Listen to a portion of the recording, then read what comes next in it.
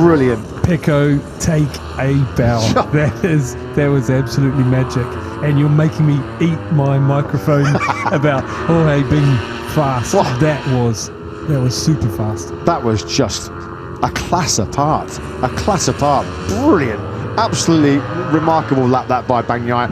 We are talking accurate, now. So smooth, hit all the markers, unreal. We're talking the pole time compared to last year being beaten by nearly a second. We've gone from a 131.4 last year to a 130.5. When you looked at the predictions of Bagnaia, Martin and Marquez on Thursday, they all said, well, Bagnaia said a 130.8, Martin and Mark said a 130.9. They're surprising themselves with this kind of speed, aren't they? The Gian Antonio, proper shout out to Digia, having come through Q1, he's on the front row. Third place, a 131.274. Great job.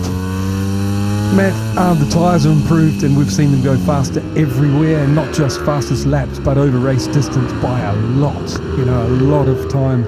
And I'd really put most of that down to tyres, but also this time we're seeing now is the tyres, the machines have improved a little bit and the conditions are perfect.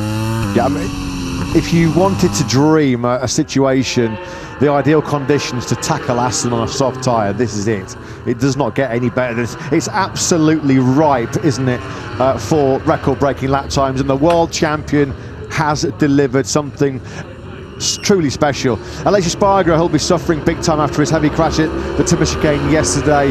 8th place at the moment for the factory Aprilia rider with a 131.616, properly digging deep there is the veteran Spaniard. Jack's got an update. Jack, what's happening?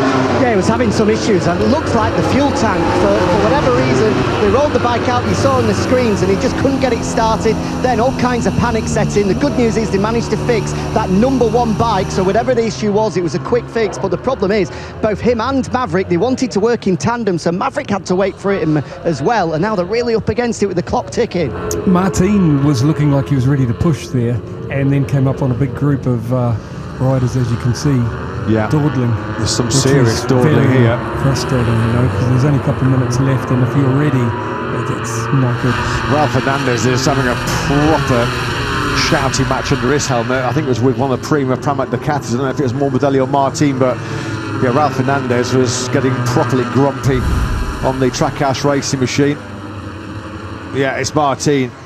I thought it was a Prima Pramac Ducati, couldn't tell from the drone camera who it was, but yeah, they were having a proper difference of opinion in the pit box.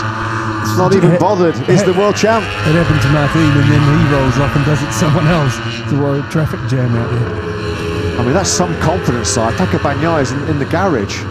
Oh well, there's no point risking, is there? He's going to be front row. The first two are out on their own, and the thing is, I think Jorge's got a little bit left on the second tyre. He made a mistake on the second lap of the first tyre. It's getting pretty messy and scrappy out there, isn't it, at the moment? And Pecco did it at the right time. You need to be on the opposite side of the track as this lot, don't you? Yeah, well, they've got to push hard now because they'll get 2 laps. If they get the hammer down now, as they do, this big group that's being led by Viñales at the moment.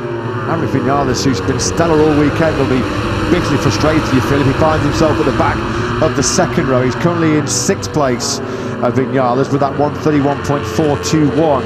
Just love the confidence of Bagnaia, just watching the TV screen and going, okay then, who can beat the 130.540 I put in? And he did it by himself, lots of other people trying, often needing to get another, for whatever reason, whether it's a machine or they need a reference. And I wouldn't be surprised if Jorge gets rattled here, with what's happening and doesn't pull it off. Yeah, that was Mark. He was desperate to get through on Aleix Espargaro, and there's just probably a lack of temperature on the left-hand side of that front tyre. Thankfully, unlike Marco Bezzecchi and Ralph Fernandez, he doesn't go barrel rolling through the gravel track. Good job we didn't collect Aleix actually on the outside there as well, because Aleix Espargaro already suffering big time. Talk us through this, Simon. No, fair enough. Mark wants to keep the lap going, it's qualifying. He has to get past, and probably had a bit more lean angle or a slightly different line, and left-hand side of that tyre, maybe a little bit more lean angle. And he's got away with that one because every rider we've seen crash in turn 7 this weekend in every class has had a proper washing machine job, multiple barrel rolls through the gravel track. So that means that Marc Marquez will not be starting any higher than 5th place on the grid. How damaging could that be for, well, we know his bike's damaged, but how damaging could it be for his grid position? In fact, he's already been pushed back to 6th because Vinales has found a 130. A 130.951 fires the Aprilia bar onto the front row in 3rd place. Marquez at the moment clinging onto a place on the 2nd row. His session is over in the gravel trap at turn 7. Yeah. Going to see it again. Yeah, I mean, you got to remember, Aleix is injured from yesterday. He's probably not quite as on it as he would be, and Mark is clearly wanting to do the lap and says, I have to get through here. And yeah, El Capitano nearly cleaned out there. He'll be mighty relieved that he wasn't caught up in that tangle with Marc Marquez, and as we said, Marquez was pretty fortunate to just not get picked up and in the gravel trap and chucked about, as Martin had the brilliant first sector. He couldn't, could he? He couldn't deny Bagnaia pole position with that 130.540. He's halfway through the 3rd sector. Through turn 10 he goes now. Then you'll really start to build up momentum. Really start to wind the power on a crazy lean angle from the Spaniard going through turn 11. Let's check his progress then now. Oh, this is going to be close. This is going to be so close. The top 2 riders in the World Championship last year, the top 2 riders in the World Championship so far in 2024. Jorge Martin trying to deny Paco Bagnaia an awesome pole position here. Martin through the final chicane. 130.540 is the time he needs to beat. Oh, he got close. He got so close.